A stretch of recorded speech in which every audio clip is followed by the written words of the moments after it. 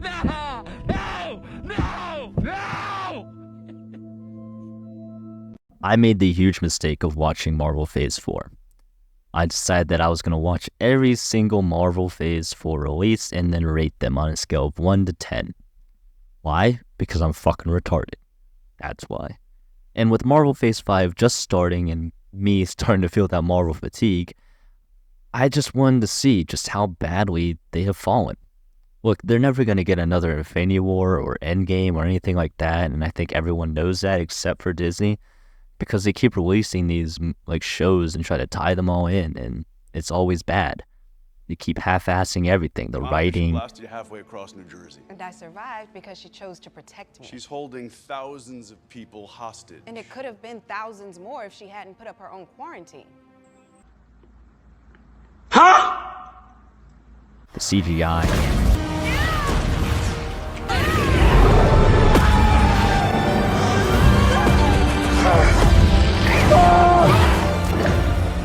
It's all rushed because they want to make as much money as possible. Hello, I like money. What inspired you to build a second Krusty Krab right next door to the original? Money. And people are starting to realize that, and it's starting to be a big wake-up call for them. Quantumania was terrible. I haven't seen all of Secret Invasion. I've seen the beginning, and it was pretty good. It kind of hooked me in a little bit. I hope they don't do anything drastic at the end, you know? That would be terrible.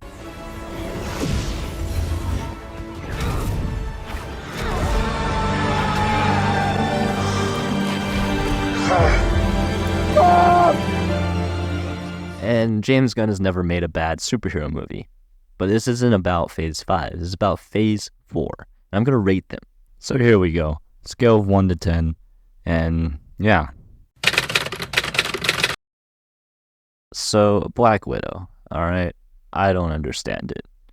I have a internal beef with prequel anything. I hate prequels. I think they stink. You know, Clone Wars doesn't count. Clone Wars is a masterpiece. Black Widow is like, who cares, dude? She's dead. Like, she's dead. It doesn't really matter what happens in the movie because you know what happens. You know how she dies. It's a big moment, and it's a sad moment for, like, Hawkeye and all of them, but it doesn't. This movie does not matter. It introduces her sister, which is cool and all, but I feel like she should have gotten her own, like, TV show, like her own series, like a Black Widow TV series would have been cool, seeing stuff like that, but nah. I just don't like prequel anything. And the movie is okay. It's really average. It's just nothing special. It gets the low rating basically because it has no impact on the Marvel Phase 4 as a whole at all. Like, there's really nothing that happens in this movie that matters. And that's about it. So it's just a bland movie and stuff like that. David Harbour's in it, so, you know, that's pretty cool. Yeah, it's pretty cool. But yeah, I don't like this movie. It's a nothing. It's a nothing burger. It's just like, here you go. Here's Scarlett Johansson one more time. You guys wanted Ronan, right? You guys wanted to see Ronan get his own movie. Nah, he only gets a flashback. You guys I know what you guys want to see. You want the good shit. You want to see Black Widow in her own movie after she died, right? That's what you guys want to see. 5.4 out of 10. At first, I was super excited for Shang-Chi. As a yellow man myself, I was ready for it. I was ready for the Asian brethren to get their own movie, and this movie is really just okay. It's an okay movie. It's unoffensive. I think the choreography is really good. You know, at the beginning, the standouts are the fight scenes. In the beginning, it's really good. Like that choreography is kind of nice, dude. They let them cook in the beginning, and then guess what? At the end, it turns into a CGI fuckfest.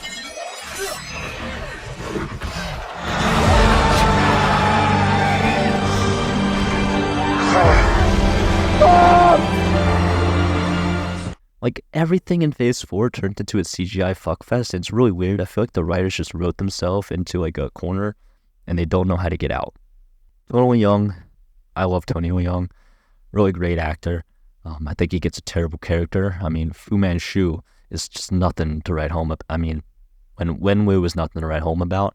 And yes, I am a little bit salty. I thought they should have chosen Amadeus Choi as the Asian superhero, but they didn't. So, we got to stick with Shang-Chi. You guys love Shang-Chi, Master of Kung Fu, right? 6.5 out of 10.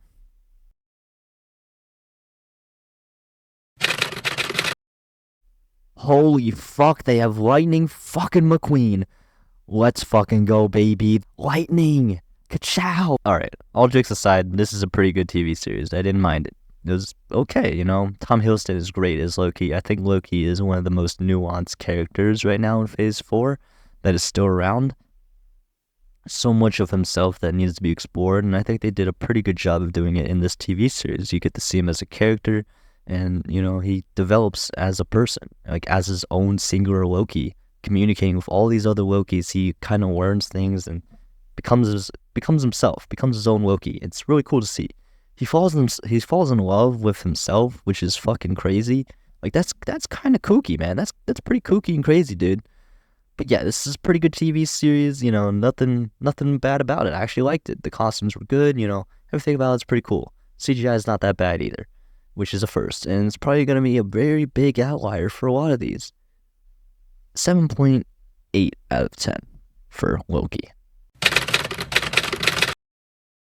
Like I've said before, I do not care about anything that doesn't have an effect on the Marvel Phase 4 as a whole.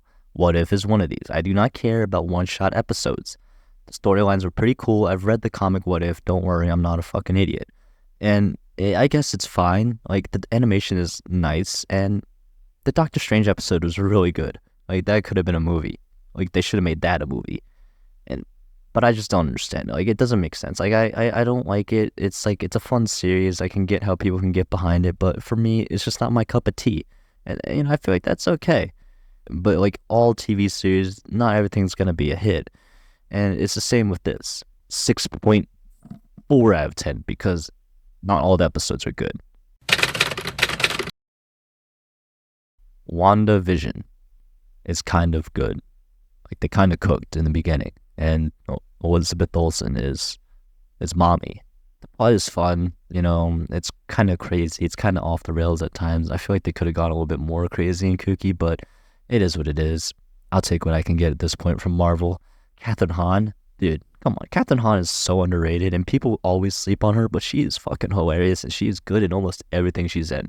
She's in We're the Millers, she's in Step Brothers, she's in Into the Spider-Verse, one of the greatest superhero movies of all time. Come on. Kathryn Hahn is money.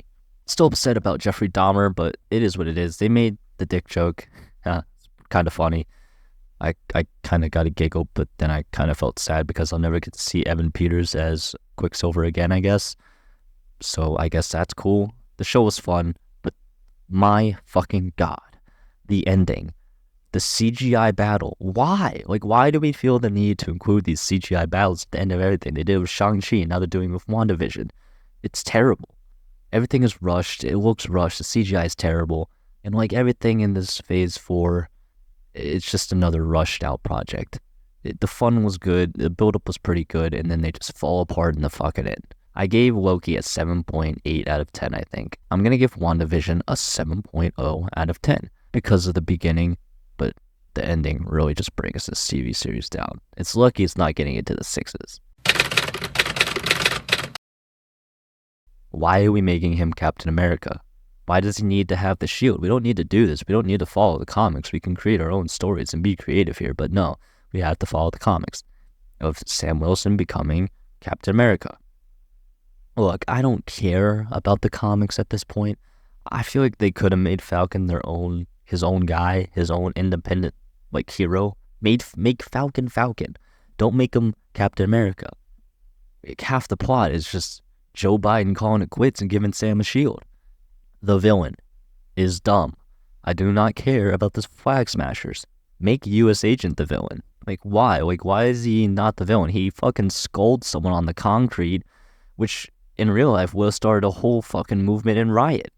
Why is he not the villain? Why does he get a redemption arc after he just killed someone with the shield on in public, in front of all these people? Look, he fucking takes the shield and just bashes his head in. And he's not the villain? He gets a redemption arc? He gets to save people? No, I'm not having that. That's ridiculous. Sharon Carter's in it too. It's like they just threw her in. They're like, hey, we forgot about you, but Welcome back to the Marvel Universe. You're the power broker now. Why? There's no point. And like, she gets no repercussions for shooting this person, when Sam was pretty much against it. Like, come on, dude. Baron Zemo's great in it, though. I love Baron Zemo. Every second that he's on the screen, he kind of steals the show. I wanted to see more of Sam and Bucky, like, as a team, like, more of their banter. And, the therapy scenes were really good. I did enjoy them. I got a nice laugh out of those. And Isaiah Bradley, that was great. Isaiah Bradley, everything with him in it is just terrific. It really just paints a picture. And they should have leaned on that more, that historical thing, and like the race thing too. Like, I know people are gonna hate me saying this, but I don't care. Like, lean on that. It's a great storytelling device to show Sam as a character. That's what he is. He's a black man trying to represent America, and I feel like people really need to recognize that. So, I'm gonna give this show a 7.2 out of 10. Holy fuck. Who asked for this movie? Like, why is this? Like, what is this movie? I have zero emotion towards any of these characters because they hadn't been introduced before. But you just want to throw them together in this fugazi Avengers and make them save the world from these big-headed monsters. Like, I don't care. Like, why is this here? This is a nothing burger of a movie. These are like all some just default Fortnite skins. It's like squatting up and jumping in and then dying immediately. This is what that is. It's just like, who cares about this movie? I don't understand. Why is Angelina Jolie here? I don't care about Harry Styles and why, like, Kumail Nanjiani on steroids. Like, I don't give a fuck. The only problem I have is that they wasted Ma Dong-seok. Seok. I don't know how to pronounce it. But he's a Korean actor, and me being a Korean myself, I love Korean cinema. I've seen his movies. The Gangster, The Cop, and the Devil. It's a great fucking movie. He is one of the best Korean actors out there, and he is wasted in this movie. I feel nothing about this movie, though. It's not a good movie either. It's really not funny or anything. It's just boring. I'm going to give it a 4.5 out of 10. The rest of these are going to be rapid fire. I've watched so much Marvel in the past 2 weeks that my mind might explode. It might explode. So first off, Spider-Man No Way Home. Great movie. I loved it. I know it's nostalgia baiting and I know it's pandering, but I fucking don't care because it's a great movie.